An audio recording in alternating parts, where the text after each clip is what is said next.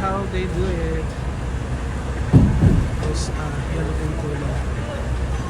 Kilo na sila mga 40 to 50 to 60 kg. Grabe na.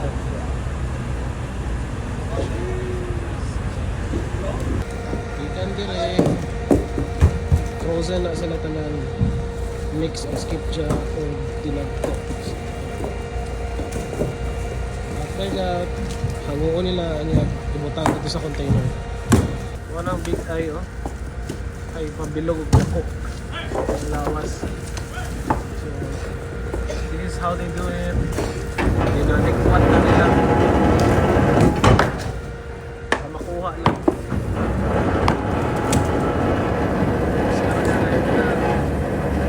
And then after nila sorting, ang uulo na nila utang di sa net. Wala ilang ginabuhat karon. Nag-sorting sila og mga dagko nga yellowfin. Kaya kay for export na pud day. Isod kay tanggalan kay frozen kay na sila tanan. Pero fresh na sila. Buhi pa na sila pagbutang ana diri.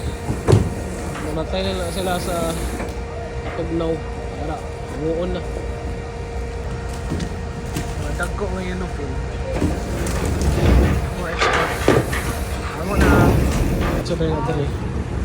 Kay i-deliver na sa planta para ma-process. Oy, nakakagod to! Labor na gano'n.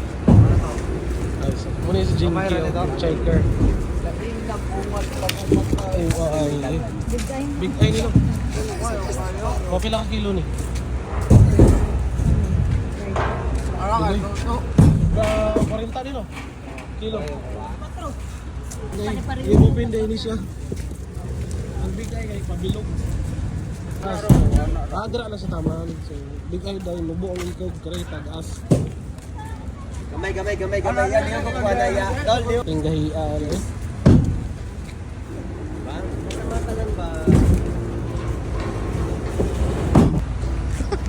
Mo to ang proseso sa pag-unload og isda na frozen. Tapos meron siya ang barko na carrier.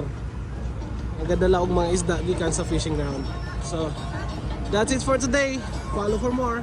Let's go!